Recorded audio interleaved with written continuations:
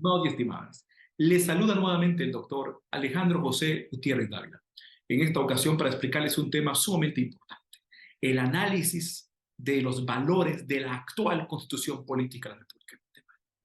Entonces, vamos a explicar un tema que es de capital importancia, no solamente para todas y todos los estudiosos del derecho, de las ciencias políticas y las ciencias sociales, sino para todas y todos los ciudadanos de la República de Guatemala. Hoy vamos a explicar en esta cápsula los valores de la actual Constitución Política Republicana. Para empezar entonces a explicar esto, primero vamos a iniciar con una breve explicación de lo que es el espíritu y la naturaleza de nuestra actual Constitución Política de la República de Guatemala, vigente del 14 de enero del año de 1986. Muy bien, nuestra Constitución es un pacto político, ético, moral, jurídico y social del pueblo de Guatemala. Muy importante, no es una ley. Y esto hay que entenderlo porque existen distintas escuelas o paradigmas filosóficos para explicar lo que es el derecho. Pero vamos a centrarnos en dos, el positivismo y el justnaturalismo. El positivismo jurídico nos dice que derecho es igual a leyes creadas por el Estado. Derecho es igual únicamente a leyes creadas por el Estado, pero carentes de contenido moral. Es decir, la ley es válida por el simple hecho de ser promulgada y emitida por los órganos legítimamente establecidos en el Estado para emitirla, sin importar su contenido ético. Eso nos dice el positivismo jurídico. Mientras que el naturalismo nos dice que el derecho está compuesto de dos dimensiones. Los valores, los principios y valores con validez universal y las leyes creadas por los estados. Las leyes creadas por los estados y los principios y valores con validez universal son los dos componentes del derecho para el naturalismo. Pero es importante resaltar que dentro del naturalismo esos valores prevalecen sobre las leyes. Las leyes están supeditadas a esos valores que son universales, mientras que las leyes son locales porque dependen de cada estado que las emite.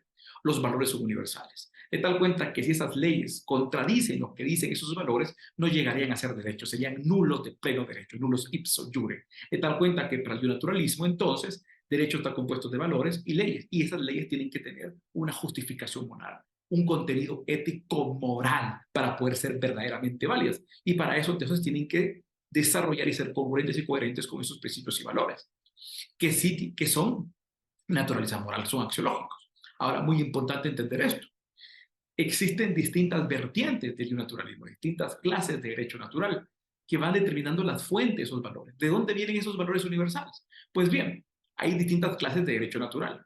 En la antigüedad, hace miles de años, existía el derecho natural místico. Ese derecho natural místico que imperaba en todas las civilizaciones antiguas, como Babilonia, el antiguo Egipto, la antigua Roma, la antigua Grecia.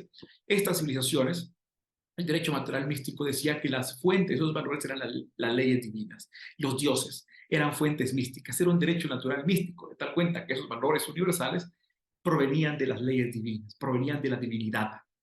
De tal cuenta entonces que el mundo estaba sentado y fundamentado en todo un imaginario popular de dioses, de divinidades y de entidades que provenían del imaginario popular. Eran todo un sistema de elucubraciones de sesgo místico y fabuloso. Pero esto paró cuando llega la filosofía. Se detuvo cuando la filosofía apareció entre los siglos VI y V antes de Cristo, en Asia Menor, en las ciudades de Tales, de Mileto, en las ciudades de Elea, Mileto, Atenas, etc. Ahí aparecen los grandes filósofos como Tales de Mileto, Anaxímenes, Heráclito, Parménides, Anaxágoras, Empédocles, Demócrito y, por supuesto, Sócrates, Platón, Aristóteles. Aparecen estos grandes filósofos y estos grandes filósofos se dan cuenta que el mundo en el que viven es una mentira, es una irracionalidad mística. Lo único que existe son elucubraciones de sesgo místico y fabuloso y no existe una verdad racional. De tal cuenta entonces que las preguntas eran contestadas por esos sistemas irracionales, por el fetichismo, por el misticismo y la superstición, los tres elementos de la irracionalidad a los que se refiere el filósofo Immanuel Kant. De tal cuenta entonces que los filósofos empiezan a cuestionarse esta realidad mística y empiezan a darse cuenta que el origen del universo, el origen de la naturaleza, el origen de todas las explicaciones, la respuesta a todas las grandes preguntas, las tiene que dar la razón humana, el pensamiento. Es el pensamiento humano. Se dan cuenta que la especie humana es la única que posee la capacidad de razonar y que la realidad es para y desde el ser humano. La realidad depende del ser humano, proviene del ser humano. la construye el ser humano. De tal cuenta que la historia la hace el ser humano y la entiende el ser humano y la interpreta el ser humano. Por lo tanto, la realidad es una interpretación de la mente humana, del pensamiento humano. En ese sentido, entonces, el origen de la realidad es la razón, el pensamiento. Y así entonces se dan cuenta de que todo este misticismo que había existido por años, toda esta mitologización de la historia, todas estas elucubraciones de sesgo fabuloso y místico son una mentira, una patraña, porque no tienen un fundamento racional, no provienen de la capacidad del pensamiento humano. De tal cuenta entonces que todas las respuestas tienen que venir de la razón humana. Así las cosas, entonces ellos empiezan a dar cuenta de que el derecho natural también tiene que provenir de la razón humana. Los valores no vienen de leyes místicas, leyes divinas, divinidades, porque tales divinidades y tales leyes místicas no existen, son un invento de la imaginación humana y de una imaginación pasional, o sea, no de la razón humana. Por lo tanto, entonces los valores provienen de la razón, del pensamiento humano, y como la especie humana es la única capaz de razonar, entonces solo el ser humano puede producir esos valores del derecho natural. Pero algo muy importante que se dan cuenta estos filósofos es que si es el pensamiento y la razón humana la que produce estos valores del derecho natural, también se dan cuenta de algo muy importante. Entonces, es el pensamiento el origen del universo, es la razón el origen de la naturaleza y de toda la realidad. Pero debe haber un primer pensamiento, porque todos los seres humanos pensamos. Pero todos los seres humanos pensamos, pero el pensamiento habita dentro de nosotros. Ahora, ese pensamiento, por trascender nuestra estructura material y física, tiene que ser mayor que nosotros, tiene que ser anterior a nosotros. Y entonces alguien nos tuvo que poner el pensamiento en nosotros. Y ese debió ser el primer pensamiento, porque debió haber existido un primer pensamiento. Como decía Aristóteles, una primera causa. Toda causa proviene de otra causa, pero tuvo que existir una primera causa. Y esa primera causa fue el primer pensamiento, dado que es el pensamiento y la razón la que le da vida a la realidad, la que construye la realidad. La primera causa es el primer pensamiento. Pero ese primer pensamiento tiene que corresponder a una primera mente. Y esa primera mente tiene que corresponder a una primera persona, a un primer ser, a un primer ser que es anterior a la realidad y anterior a nosotros, y que debe ser la primera causa o endomotor de toda realidad, a la que Aristóteles llamó Dios. En tal cuenta, entonces, que aparece un concepto de Dios filosófico, ya no religioso, ya no un concepto místico, ya no un concepto supersticioso, ni fetichista, ni mítico de Dios. Aparece un concepto racional de Dios que produce la filosofía. De tal cuenta que Aristóteles es el primero en establecer un estudio del supremo ser, un estudio del ser que más adelante se le llamó ontología, y un estudio del supremo ser, que es la teología. De tal cuenta entonces que el estudio racional de Dios es la teología, el estudio racional de Dios. Pero Immanuel Kant después se da cuenta que existen dos tipos de teología: la teología religiosa y la teología filosófica. La teología religiosa, que tiene que ver con un estudio local dentro de una religión determinada. Por lo tanto, no tiene la capacidad de ser una ciencia como tal.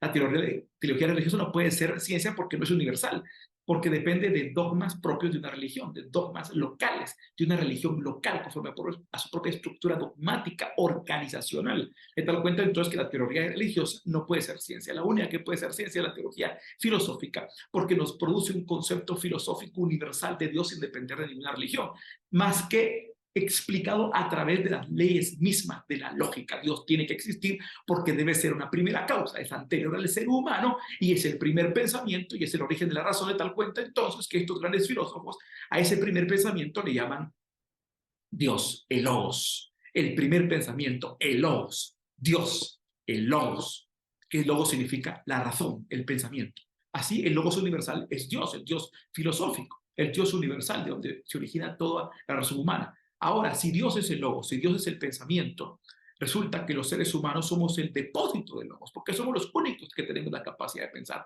Y entonces estos filósofos se dan cuenta, Aristóteles principalmente, que los seres humanos tienen algo especial. Los seres humanos, por ser los únicos que tienen la capacidad de pensar, por ser el depósito de logos, también determinan a su vez la realidad. Por lo tanto, constituyen la causa y el fin de la realidad. El ser humano se convierte en un proton hipokeimenon, se convierte en la causa y el fin de la realidad misma, porque a través de su capacidad de pensar la produce. De tal cuenta entonces que si Dios es el logos, el primer pensamiento, y habita en todos los seres humanos se convierten en el justo medio, en el punto medio entre Dios y la materia, entre las ideas y las cosas físicas materiales, entre lo que no se ve y lo que se ve. El ser humano es el que hace aterrizar las ideas a este mundo material, las particulariza y es quien determina, en realidad es la causa y fin de la realidad. El ser humano, así las cosas, entonces llega a ser el elemento más importante de la realidad. Y tal cuenta que tiene primacía sobre las cosas, prevalece sobre las cosas. Y si prevalece sobre las cosas y él mismo es el que produce la realidad, él también produce esos valores. Pero como la razón es única y es universal y habita en todos los seres humanos, por igual, sin distinción de raza, sexo, edad, del lugar de origen. La razón es universal, entonces la ley universal de la razón es la que produce esos valores universales de la razón, de tal cuenta que se produce el derecho natural racional que viene a sustituir a ese antiguo derecho natural místico. Y ese derecho natural racional entonces nos dice que es el ser humano a través de su pensamiento el que produce los valores, valores que se convierten en principios de autolegislación. ¿Por qué? Porque el ser humano es soberano. Entonces, ¿es soberano por qué? Porque si es mayor que las cosas, tiene primacía sobre los costos materiales y es porque determina realidad, porque tiene capacidad de pensar, porque es el depósito de logos, entonces el ser humano es soberano. El ser humano no es cosa, no puede ser cosificado, no puede ser un medio de explotación, ni nadie puede ejercer poder sobre él de tal cuenta entonces que el ser humano se autolegisla con su sola razón. Y esos valores entonces se convierten en principios de autolegislación humana, principios de autolegislación humana. Pero como esos valores son ideas humanas, porque las ideas humanas no son materia, la materia se ve, los árboles, las plantas, los minerales, las rocas, las flores, todo eso se ve, lo que es materia, el dinero, los automóviles, los bienes, se ve, todo lo que es materia se ve, y eso no es idea. Las ideas no se ven, y las ideas porque no se ven, trascienden la materia. Por trascender la materia son los puros valores ético-morales, como integridad, dignidad, respeto, lealtad, solidaridad, conmiseración, fidelidad, eh, honestidad, honorabilidad, etcétera, dignidad, respeto. Estos son los valores, son las ideas, pero estas ideas se convierten en principios de actuación. Esas ideas, como no se pueden ver, no pueden comprobarse a través de métodos experimentales, de tal cuenta que es una única forma de comprobarse a través de la actuación del comportamiento humano, del ethos, del comportamiento humano. Así las cosas, esos valores como principios de autolegislación se van a comprobar y se van a hacer realidad a través de la conducta o comportamiento humano, la conducta práctica. Por eso se le va a llamar derecho natural racional práctico, porque esos valores que provienen de la razón humana se hacen realidad, se hacen vida a través de la conducta, del ethos, de la ética, ethos, comportamiento, conducta humana de carácter racional. Así las cosas entonces, vemos claramente que el derecho natural racional práctico nos dice que el ser humano es de donde provienen los valores. El ser humano es el que contiene sus principios de autolegislación que se traducen en su comportamiento y su conducta. Y ese ser humano entonces es soberano, nadie puede ejercer poder sobre él, se autolegisla. Pero ese ser humano, cuando quiere vivir en sociedad, se congrega con un conjunto de seres humanos igual que él y pacta, hace un pacto de convivencia y para eso crea un órgano vivo llamado pueblo, del cual emana una voluntad general, esa voluntad general que constituye el postulado racional general de la comunidad que se puede autolegislar, que es soberana cada una y que cada uno posee derechos naturales, decide pactar su convivencia y a través de ese pacto crean un órgano vivo llamado pueblo que se convierte en el ente rector de ellos mismos y crean una voluntad general plasmada en un pacto escrito llamado Constitución que los va a regir y ese pacto escrito va a tener varios objetivos. El primer objetivo es garantizar y consagrar esos derechos naturales racionales existentes en el ser humano. No los crea, los reconoce porque son persistentes al pacto, porque son derechos naturales. De tal cuenta entonces que reconoce esos derechos, crea un instrumento ficticio llamado Estado que esté al servicio de la población, que tiene como finalidad lo siguiente: servir de instrumento para garantizar los derechos naturales del pueblo, ser el árbitro en la eventualidad que entre y impugna los derechos de uno con otros y defender a esa población de amenazas internas y externas. De tal en cuenta entonces que ese pacto político organizado así se convierte en una constitución inspirada en el derecho natural racional práctico. Así las cosas entonces, nuestra actual constitución política de la República de Guatemala, aprobada el 31 de mayo de 1985 y que entró en vigencia el 14 de enero de 1986, se inspira en el derecho natural racional práctico por las siguientes razones. Primero, porque afirma la primacía de la persona humana como sujeto y fin del orden social, lo que está diciendo la filosofía aristotélica.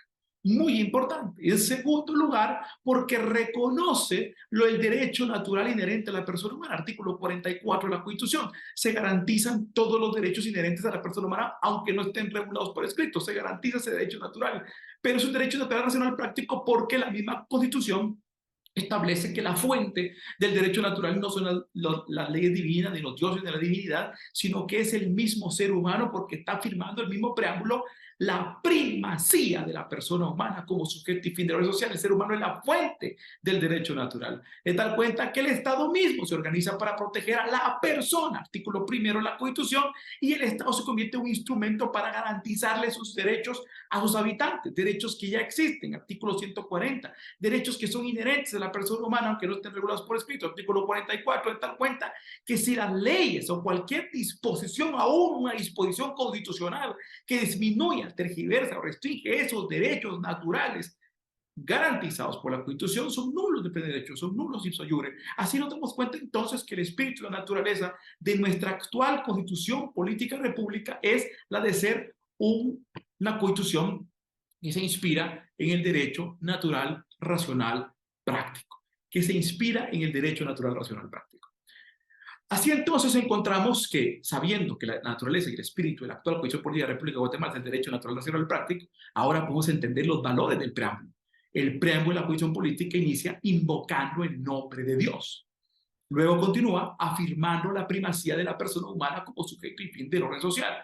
Luego continúa reconociendo a la familia como génesis primario y fundamental de los valores morales y espirituales de la sociedad. Continúa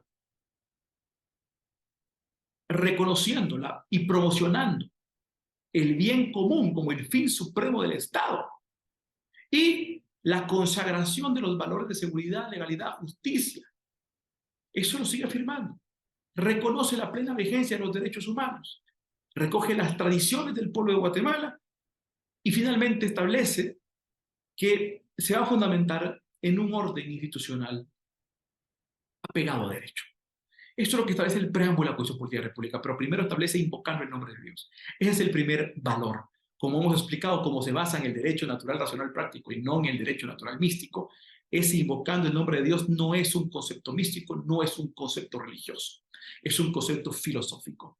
¿Por qué? Porque encontramos la respuesta en el siguiente valor, que es afirmando la primacía de la persona humana como sujeto y fin del orden social. No está afirmando la primacía de ninguna religión, no está afirmando la primacía de la divinidad, está afirmando la primacía de la humanidad, de la persona humana como sujeto y fin del orden social.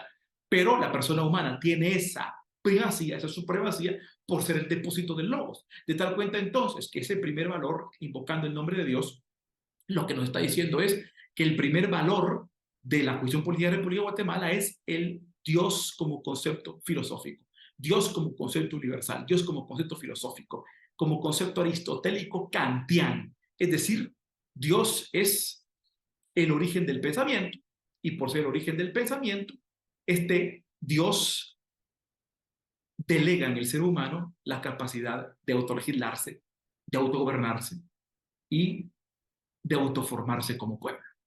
Ese es el concepto que está ahí, nuestro concepto religioso. Te das cuenta que nuestra constitución es secular, es laica, es secular, dado que el mismo artículo 186 de la Constitución Política de la República de Guatemala, 187, establece entre las prohibiciones para ser presidente y vicepresidente, para ser candidato a presidente y vicepresidente, ser ministro de culto. Esas prohibiciones se encuentran también para magistrados, para jueces, para ministros de Estado. Se encuentra incluso para ejercer el notariado, hay que ser del Estado seglar. Vemos que nuestra constitución es secular. ¿Por qué? Hay una separación entre iglesia y Estado. Al haber una separación entre iglesia y Estado, de tal cuenta que solamente al existir una separación entre iglesia y Estado, se consagra el derecho a la libertad de culto, a la libertad de religión, a la libertad de creencias.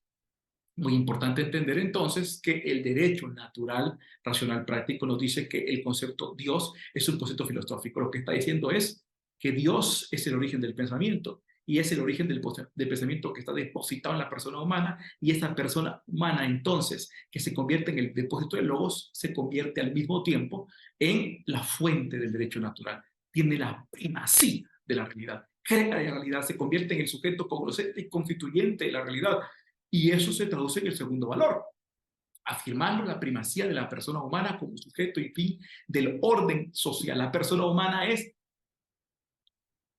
el origen de la realidad, la fuente del derecho natural. Y esto está relacionado con el principio de dignidad, principio kantiano de humanidad. Ese principio kantiano de humanidad, de dignidad, que establece obra de tal manera que emplees a la humanidad, tanto en tu persona como en la persona de los demás, como un fin y nunca como un medio, como un fin y nunca como un medio.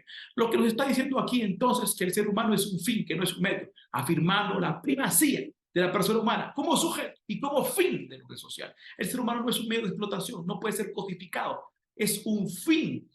Si el ser humano es un fin y no puede ser cosificado, entonces aquí vemos que ese principio consagra el derecho natural de dignidad. Ese derecho natural de dignidad quiere decir que el ser humano jamás puede ser cosificado, que no puede ser reducido al estatus de cosa y que no puede ser un medio de explotación, sino que es un fin en sí mismo y por lo tanto él es soberano en sí mismo y se autolegisla. Esta cuenta que no puede ser cosificado porque tiene primacía sobre las cosas materiales, afirmando la primacía de la persona humana como sujeto y fin del orden social. Vemos otro valor de la Constitución Política de la República de Guatemala, ese valor de dignidad que está íntimamente relacionado con los derechos naturales de libertad, de igualdad, de equidad, de justicia y de bien común. Vemos que el ser humano tiene dignidad. El artículo 4 de la Constitución claramente establece que en Guatemala ningún ser humano puede ser sometido a servidumbre, esclavitud, ni ninguna otra condición que menoscabe su dignidad. Esa condición de ser un fin en sí mismo, de ser irreductible, de estatus de cosa, el ser humano no es un medio, es un fin. Ahora, este derecho natural, racional, práctico nos está diciendo entonces que la razón humana como una manifestación, una delegación del primer pensamiento, de la primera cosa, del motor de logos, es el origen del derecho natural racional práctico.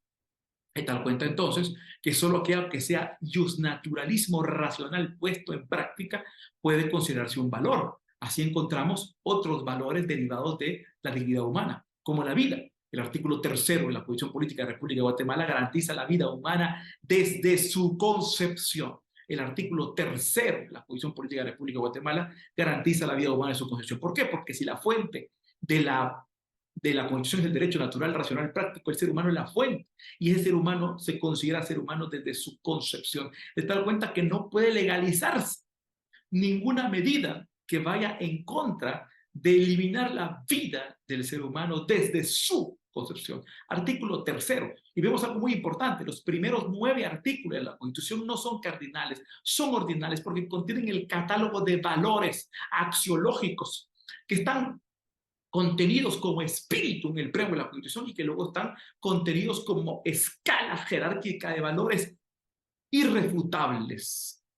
Ahí tenemos en el artículo 3, no artículo 3, que es un artículo cardinal, el valor vida humana de su concepción. Se garantiza la vida humana de su concepción, de tal cuenta que no se puede legalizar ninguna situación que atente contra la vida humana desde su concepción, porque es considerado un derecho natural en calidad de valor.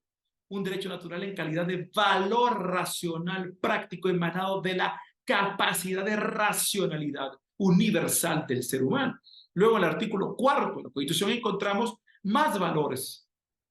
Encontramos el valor libertad. En Guatemala todos los seres humanos son libres e iguales en dignidad y derechos. Pero esa libertad y esa igualdad a la que se refiere el artículo 4 es una libertad y una igualdad espiritual.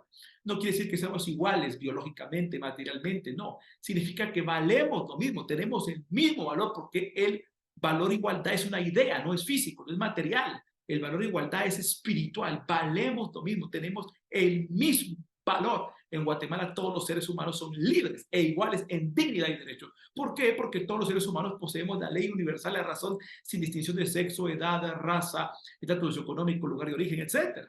Hay una total igualdad espiritual, valemos lo mismo y tenemos esa libertad para decidir cada posibilidad que nos presenta porque tenemos dignidad, porque somos soberanos y nos autolegislamos. Luego continúa el artículo 4 de la Constitución con otro valor importantísimo, que establece lo siguiente: los hombres y las mujeres, cualquiera que sea su estado civil, tienen iguales oportunidades, responsabilidades y derechos. Así continúa el artículo 4. Los hombres y las mujeres, cualquiera que sea su estado civil, tienen iguales oportunidades, responsabilidades y derechos. Ese artículo 4 de la Constitución Política de la República de Guatemala está estableciendo otro valor muy importante. Y el valor que está estableciendo es que en Guatemala únicamente se reconocen 2 sexos biológicos, los hombres y las mujeres. Ese es otro valor que está elevado, un derecho natural, racional, práctico elevado a la calidad de valor universal, un valor universal filosófico, aristotélico, kantiano, de carácter universal, que el artículo 4 de la Constitución Política reconoce.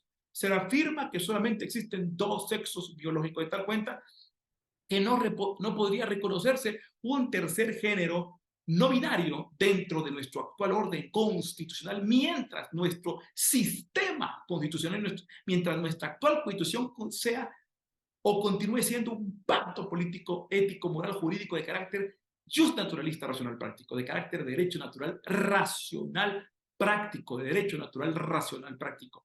Es decir, mientras que la Constitución establezca que los derechos naturales provienen de la razón humana, es decir, de la esencia humana y de la identidad humana.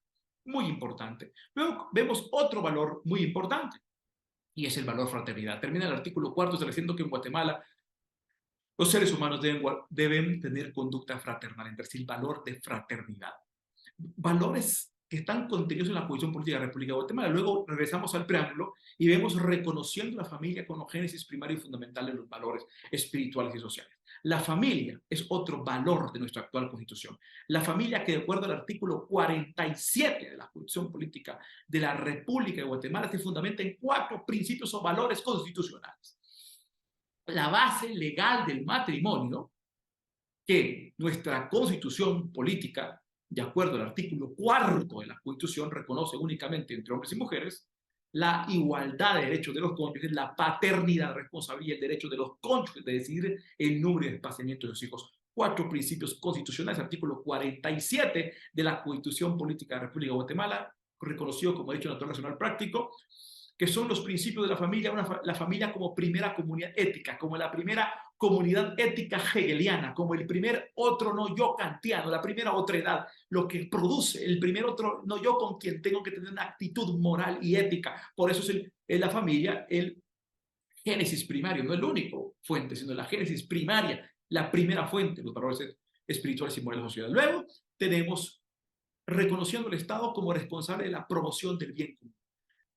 Otro valor es el Estado. El Estado que tiene la calidad de valor en el sentido de ser un instrumento al servicio del pueblo, no un aparato de dominación, no una estructura burocrática de dominación, no. El Estado es un instrumento al servicio del pueblo, tal y como establece el artículo 140, que el Estado de Guatemala se organiza para garantizarle a los habitantes sus derechos. Muy importante establecer entonces que el siguiente valor es el Estado como un instrumento al servicio del pueblo que tiene como objetivo garantizarle sus derechos naturales, no creárselos, sino únicamente reconocérselos, dar cuenta que el Estado no puede abolir los derechos naturales, el Estado no puede abolir el derecho a la vida, no puede abolir el derecho a la libertad, el Estado no puede abolir el derecho de igualdad, el Estado no puede abolir el derecho a la vida desde su concepción, el Estado no puede abolir la igualdad, la libertad, el Estado no puede abolir el principio constitucional de familia, el principio constitucional de dignidad, no puede abolir la propiedad privada ni el libre comercio. El Estado es un instrumento que solamente reconoce y garantiza y no crea ni deroga derechos naturales. Es tal cuenta que el Estado, si emite cualquier disposición para disminuir, restringir o tergiversar cualquier derecho natural, es nulo, ipso iure, es nulo de pleno derecho, de acuerdo al artículo 44 de nuestro pacto constitucional. Y al Estado como responsable de la promoción del bien común, el bien común, es decir, de ese bienestar general, es decir, de esa voluntad general que el pueblo ha creado, esa cosa común, esa voluntad general que es ese espacio común que todos tenemos, que debe servir para garantizar los derechos naturales de todos. Ese es el bien común, ese espacio común que se ha creado por el mismo conjunto de seres humanos libres, soberanos y dignos que han pactado su convivencia armónica y que han creado un espacio común que sea el referente, que sea la plataforma desde donde se garanticen los derechos de todos y se hagan compatibles los derechos de todos, de tal cuenta que el derecho es en este derecho natural racional práctico kantiano lo que el mismo Immanuel Kant decía, el acto por cuya máxima se hace compatible el derecho de uno o el derecho de todos con los de los demás. Así tenemos entonces que estos son los valores fundamentales de la actual Constitución Política de la República de Guatemala. Esos son sus valores desde una explicación filosófica, de una explicación jus filosófica. Estos son los valores de la actual Constitución Política de la República de Guatemala, aprobada el 31 de mayo de 1985 y que entró en vigencia el 14 de enero de 1986 y que es un pacto político, social, ético, moral, jurídico y cultural del pueblo de Guatemala de inspiración o de naturaleza justnaturalista, racional, práctica, en la que se garantizan estos valores filosóficos, axiológicos, morales, éticos y jurídicos fundamentales. Pues bien, con esto hemos terminado este pequeño análisis sobre los valores de nuestra actual Constitución Política de la República de Guatemala. Termino, no sin antes recordarles que se suscriban a mi canal Filosofía del Derecho, Dr. Alejandro Gutiérrez, y le den pulgar arriba, me gusta, para seguir recibiendo más contenido como este, o relacionado con este, de filosofía, filosofía del derecho, derecho constitucional u otras ramas del derecho. Así que ha sido un gusto compartirles. Saludos a todas y a todos.